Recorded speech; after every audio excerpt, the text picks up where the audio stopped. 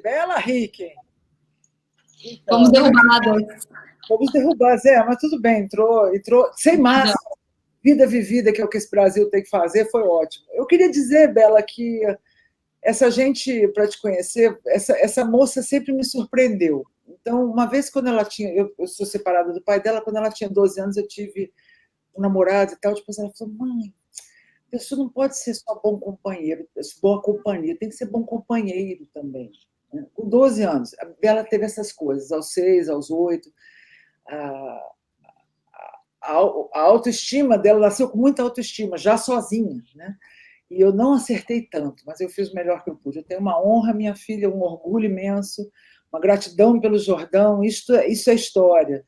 Uma segunda geração de palestrantes Epicentro, de uma pessoa que merece, porque tem competência, tem amor, tem uns olhos azuis maravilhosos, mas sabe das coisas, encanta os clientes e é uma gestora que está me impressionando muito e está me dando muita gratidão, porque está me ajudando, está me fazendo modernizar, estou largando a cabeça oca dos véi. Difícil, né? A gente... Para não roubar mais o tempo, e o seu tempo ainda vai começar, um beijo grande, boa apresentação, muito orgulho de você estar aqui, viu, minha filha? Obrigada, mamãe. Obrigado, Cláudia. Bora. 18 minutos, né, Júlio? 18 minutos, vamos lá. Né? Boa sorte. Beijo. Muito obrigada, beijo. Parabéns aí, esse back-office, já elogiei o Júlio nas costas dele, mas elogiar para vocês também, tá muito eficiente, vocês não têm noção, já tá todo mundo entrando, a apresentação já tá rolando, então o Epicentro é realmente muito, muito foda. Tá tudo certo aí com a apresentação, acho que o Júlio intervém se acontecer qualquer problema de visual, áudio e da apresentação. Bom, como me apresentaram, meu nome é Bela Hicken, muito prazer, para quem não me conhece. Para quem sabe um pouquinho da minha história, sabe que eu sou uma grande contadora de histórias, eu acho que a gente vive contando histórias, eu acho que a vida é sobre isso. Eu faço isso com a Quantum, por meio da análise comportamental, mas também faço isso com a astrologia, faço isso com a neurociência, faço isso com a yoga, eu acho que a gente não é uma coisa só, e eu pergunto, né, desafio um pouquinho, o que te motiva a contar a sua história, né?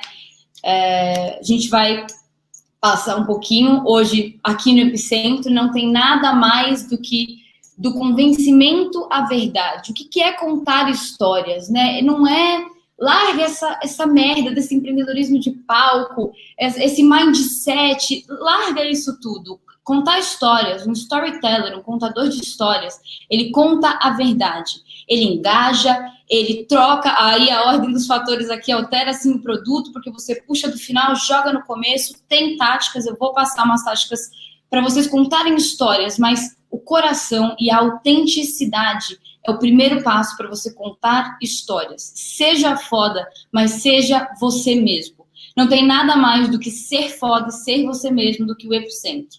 Então, quem já foi nos eventos presenciais sabe essa energia aí, essa foto foi do Epicentro do ano passado, que eu pude participar, assistindo a minha mãe palestrando, não como palestrante, pela primeira vez aqui no digital como palestrante hoje. Mas ser autêntico não é ser diferente dos outros, é ser mais parecido com você.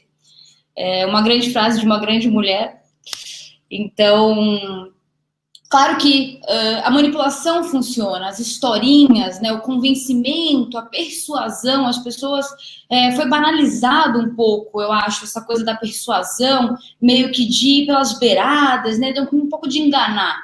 E para quem fez qualquer curso do Jordão sabe que a enganação pode até funcionar, mas o barato sai caro. O que é de graça é caríssimo para o cliente. O Jordão falou isso esses dias. E é exatamente isso. Com a Quantum, a gente mede comportamento, a gente coloca a gente certa no lugar certo, a gente seleciona o perfil perfeito para o cargo perfeito, faz isso há 20 anos, né? Tem empresa que busca o cosmético comportamental, tem empresa que busca o baratinho, né, o mais barateado, mas quem valoriza o capital humano, quem valoriza as pessoas, não vai pelo barato, não vai pela manipulação. A conversinha não funciona. Quando você não paga pelo produto, você é o produto. Isso é uma frase do Dilema das Redes, para quem já assistiu no Netflix. sabe que é um puta de um documentário. Para quem não assistiu, assista, tá? Isso é um must, é o tipo de documentário que eu indico para todo mundo, muito necessário, falando sobre o dilema das redes, o dilema social, the social dilemma, né? Então, quando você não paga pelo produto, você é o produto. E aí eles também dizem que só existem 2 mercados que chamam seus clientes de usuários, o das drogas e das redes sociais. Essa é a manipulação. É o Instagram, é a vida que não é real. O Dado falou, né? Como eu sou uma jovem com alma de velha, eu também não acho que existe essa coisa, né? Eu acho que tem um online e tem um offline. E tem muita gente que não, que é uma coisa só. Então, as pessoas começam a viver por uma imagem que não é verdadeira, a contar histórias que não são a verdade. O storytelling é sobre a verdade, sobre o que acontece, e a gente encanta da nossa forma, a gente conta a nossa história. É isso que é, né? Acho que as redes sociais acabaram um pouco com essa coisa de contar histórias, de escrever textos e blogs e livros, mas existem muitas formas que a gente pode fazer isso. As empresas têm buscado o storytelling para contar sua história, seja no marketing, seja no comercial, seja contando sua história internamente, tem um evento da empresa, e muitas vezes elas se colocam como heróis, né? Já vou falar para vocês como isso não é o jeito de se contar histórias. Tem algo que motiva, né? Tem algo que vem de dentro, que me dá vontade de contar a minha história, que me dá vontade de ouvir uma história. E o que é isso? Então, do convencimento à verdade, a gente sair do empreendedorismo de palco, mindset empreendedor, da persuasão, da historinha, o cosmético da venda, o cosmético do comportamento, o cosmético da psicologia. Parece que tudo é online, tudo é barato, tudo é rápido, tudo é fácil, né? Como virar milionário da noite para o dia, ilusão das bonitas palavras que nada dizem. Empreendedorismo de palco, que é uma super palestra, não tem nada para contar, né? Dá a mesma palestra há 15 anos, de uma história que nem real é mais, o mundo nem é mais o mesmo, e fica naquela historinha. Então, o storytelling não é sobre isso, é sobre verdade, a verdade e a motivação por trás de um trabalho legítimo com propósito. Sem propósito, a gente não vai a lugar nenhum. Se você não tem um porquê, você faz as coisas que você faz, e você não tem para onde ir, não tem porque, não existe verdade por trás disso. É uma mera manipulação e não dura muito. A gente não consegue sustentar por muito tempo. O que faz, de fato, então, um contador de histórias? Se você está vendo isso, você quer se tornar um contador de histórias, ou o storytelling te interessa, então, o que eu posso fazer, por onde começar? O storytelling, ele sempre tem um herói, como eu disse. Ele tem uma trama. Como toda história, tem começo, meio e fim. Sempre tem que ter uma trama. Então, normalmente tem um problema que tem que ser resolvido. E no final tem essa resolução. Nesse meio tempo, quem que faz a resolução desse problema? É o herói. Um spoiler, eu vou dar alguns erros e acertos sobre o storytelling. Um spoiler de um erro número 1 das empresas que implementam o storytelling para vender, na divulgação, na publicidade, alguma forma que as empresas que contam suas histórias fazem de errado. Colocam a empresa como herói. Seria muito óbvio colocar a empresa como herói. Então, quando eu ouço a história, eu não ouço ela por quem me conta, eu ouço ela por mim. Eu me conecto com você. Ou melhor dizendo, eu como contador de história tenho que engajar você na minha história. Então, se eu estou ouvindo uma história, eu tenho que me identificar. De alguma forma, eu tenho um pedaço ali dentro daquela história. Até quando eu não sei. E aí entra a nossa história do nosso inconsciente. O storytelling, ele é a técnica que torna a verdade interessante. Então, a gente vai usar técnicas para que a gente chegue nas histórias, que elas virem interessantes. Mas não é nada mais, nada menos do que a verdade. Quando você conta para o cliente um case de alguém que está no mesmo setor que ele tem que se identificar. Ele está vendo um pedacinho dele ali. E é a verdade mais interessante. E é aí que entra o storytelling de fato. Vou contar uma historinha para vocês sobre a empresa de eletricidade que salvou 80% da integridade física e vida de seus funcionários usando 2 perguntas. Nossa, que impactante. O método Quantum usa 2 perguntas. Quem viu aí a palestra antes da minha mãe, que disse que a gente preenche em 4 minutos. Então, a gente tem uma média de 5 minutos de preenchimento da ferramenta do método Quantum. A gente vende essa ferramenta dentro das empresas e seleciona as pessoas com o perfil correto, né? Gente certa no lugar certo. Bacana. Bom, uma empresa de eletricidade muito grande, brasileira, referência no mercado brasileiro, usou do método Quantum, e já usa há muitos anos, para medir comportamento. Então, investigando as muitas áreas, chegaram à conclusão de que a área de acidentes e acidentes com morte dos técnicos de postes de eletricidade, técnicos de postes de luz, quando acaba a luz na sua casa, na sua rua, quem vai lá consertar é o técnico de postes de luz. E essa área tinha muitos acidentes. Então, o que a gente faz? Vamos medir o comportamento e vamos definir quem é esse cara. É o detalhista, é o cauteloso, é um cara que sabe que vai o pé direito na frente, o pé esquerdo depois, uma mão na ferramenta, fio para cá, fio para lá. Ele tem que ser muito especialista, detalhista. Não é o operacional que pensa, muito pelo contrário. Existe uma inteligência por trás desse detalhe que faz com que ele seja cauteloso. Bom, medimos esse comportamento e usando os altos R's, que é esse perfil que tem esse senso de obediência com as regras, um compromisso muito forte com os referenciais externos, ou seja, eu me preocupo com as métricas, com as regras. Era esse perfil. A gente definiu, a gente fez uma engenharia de função, que é o que a gente chama, toma lá da cá, puxa daqui, empurra dali, e colocamos ali, junto com eles, o perfil certo, gente certa no lugar certo. E com isso a gente diminuiu 78% dos acidentes dos técnicos de postos de eletricidade. Essa é uma historinha que contei uma história para vocês, a gente colocou um herói, fez uma trama, e eu vou te mostrar o que fazer e o que não fazer ao contar histórias. O que é indispensável para o storyteller? A autenticidade, ela não é dispensável. A autenticidade é o número 1 que você tem que se lembrar. Essa é a verdade. Essa é a primeira coisa que você tem que lembrar. Ser autêntico não é ser diferente dos outros, mas sim ser parecido com você mesmo. As pessoas acreditam no que é real. É claro que fábulas, histórias e contos das princesas, elas engajam, mas é replicável? Eu consigo me colocar nesse lugar? Eu preciso sentir que eu posso ser parte dessa história. O rapport também é uma continuidade, que é a parte de eu sentir que tem um pedaço meu naquilo. Então, eu, como um storyteller, preciso identificar com quem eu estou falando. As histórias são sobre pessoas. Então, as pessoas para quem eu conto a história são os meus personagens. Eu preciso usar disso ao meu favor. O rapport, que vem do francês, da palavra rapport, não é nada mais, nada menos do que uma sintonia. Tem se ganhado um pouco de fama no mundo do business, essa palavra, talvez de um jeito banal, talvez às vezes não, mas é nada mais, nada menos do que eu identificar aonde é o clique que conecta você comigo. Isso é o rapport. Você precisa identificar um rapport quando você vai contar uma história. Você pode contar a mesma história em lugares diferentes para pessoas diferentes. Então, a forma que você vai fazer isso é o que vai fazer de você um bom storyteller. Assuma que as pessoas não sabem o que você está falando. É muito importante que, mesmo que você pense que as pessoas sabem o que é o target, não fale como se as pessoas não soubessem. Não assuma que as pessoas sabem o que você está falando.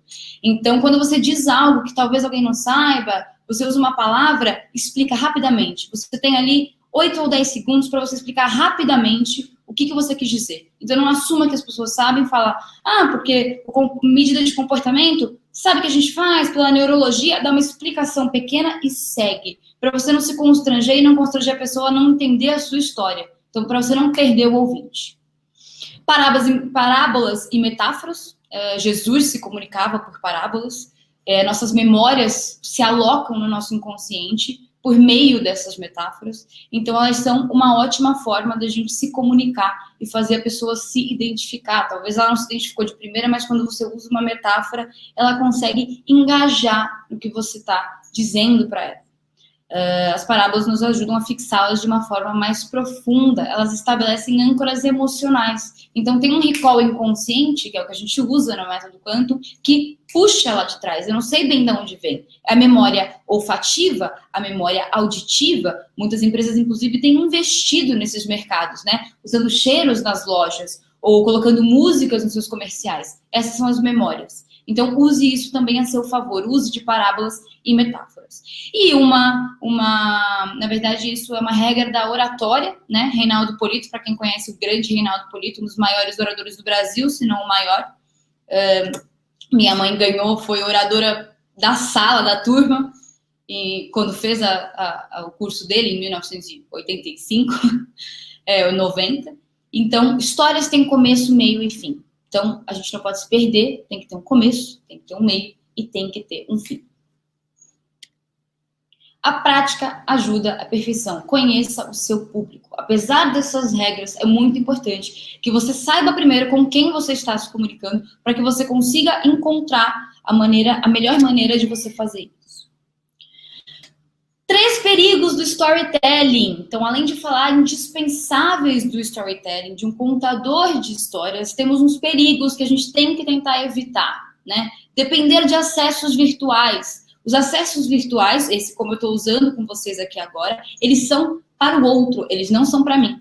Então, se minha palestra cair, minha apresentação caísse agora, eu tinha que continuar ela sem precisar dos acessos visuais. Eles são para quem assiste, não para quem faz. Então, uma imagem vale mais do que 1000 palavras, talvez, se você olha aí do lado, você consegue ver que grandes histórias são inclusivas, believable, acreditáveis, evocativas, emotivas. Legal, mas será que isso resume os 20 minutos da palestra que eu estou dando? Acho que não. Então, bons contadores de histórias conseguem colocar você só pelas palavras, né?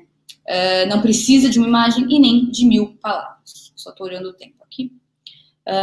Perder o foco. Um bom storyteller não tem tanto a dizer quanto somente o necessário para aprender o ouvinte. Um bom storyteller, ele não tem sempre algo a dizer, ele tem a coisa certa a dizer, o momento certo, o personagem certo, ele faz o engajamento certo, e ele faz somente o suficiente para segurar aquele ouvinte para a próxima história dele. Isso é um bom contador de histórias.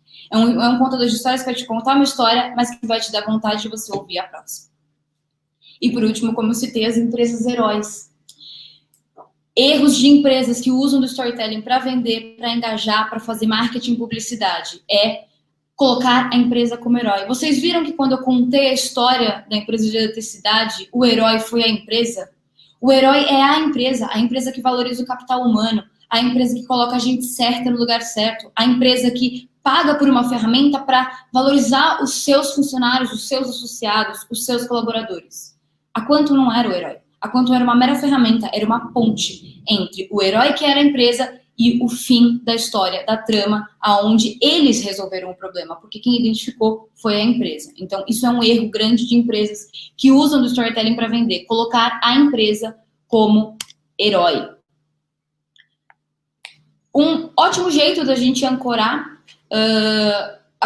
essa coisa de contar histórias, para quem conhece As 1001 Noites, é um livro fantástico, onde existem 1001 histórias, então, rapidamente contando o que é, para eu validar com vocês. Isso de um bom storyteller faz o ouvinte querer ouvir a próxima história. Sherazade, filha do Grande Vizir, e Shahryar e Shahzaman eram reis.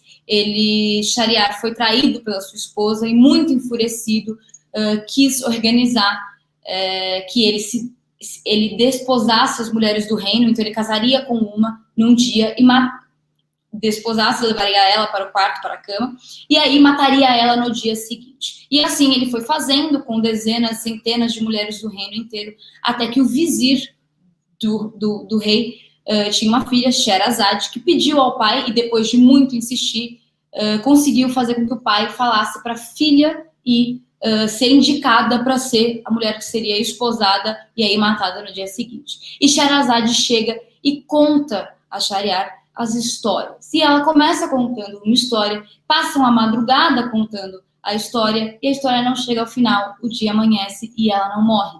Shahryar poupa a vida de Sherazade, porque ele quer ouvir a próxima história. E isso se sucede por 1001 Noites, onde, enfim, ela acaba tendo 3 filhos dele, ele se apaixona e ele não mata ela. Isso é um bom contador de histórias, é alguém que te engaja, te segura para a próxima história. É só o suficiente para que você queira voltar e ouvir mais uma história. Bom, eu acho que a gente conseguiu entender que a gente tem que se tornar pessoas que são relacionáveis. As pessoas, elas não compram o que você faz, elas compram por que você faz. Isso é uma frase do Simon Sinek. Comece pelo porquê, que é o livro dele, é um dos livros que eu indico aqui também. Então, além do Dilema das Redes, indico que vocês leiam o Comece pelo Porquê, onde fala sobre propósito. As pessoas não compram o que você faz, elas compram por que você o faz. Ele usa a Apple de exemplo. As pessoas não compram o iPhone, elas compram o que o iPhone faz, e não como tecnologia, mas por que ele faz isso, o propósito por trás daquilo. o que ele representa, ele te coloca numa comunidade, ter um iPhone e participar de um grupo. Eu me sinto parte dessa comunidade, eu sou pertencente. As pessoas não irão ouvir sua história por você, elas ouvem o que faz sentido para elas. Isso é uma frase que eu adaptei do que o Simon disse sobre as pessoas não vão comprar o que você vende por você, elas compram por elas. Então, a partir do momento que elas se identificam com você, elas compram a sua ideia, elas compram você, elas compram o seu livro, elas compram o seu produto, elas compram o seu serviço. Então, você tem que se vender constantemente. E a gente consegue fazer isso contando histórias e por meio do storytelling. Muito obrigada, acho que eu estou no tempo bem certinho. Essas são as minhas redes, vocês podem me adicionar no LinkedIn, eu aceito todo mundo que me adiciona por lá. Bela Hicken, o meu Instagram é o Bela Hicken também.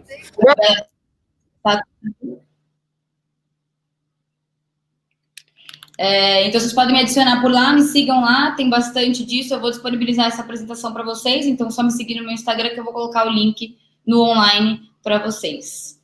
Jordão, agora que você entrou, que eu posso falar com você, muito obrigada, é um prazer poder participar aqui digitalmente, nunca vi uma eficiência, como diria a minha mãe, irritante de vocês, o Júlio já puxa daqui, puxa dali, quer já apresentar, tá pronta, conseguiu, né?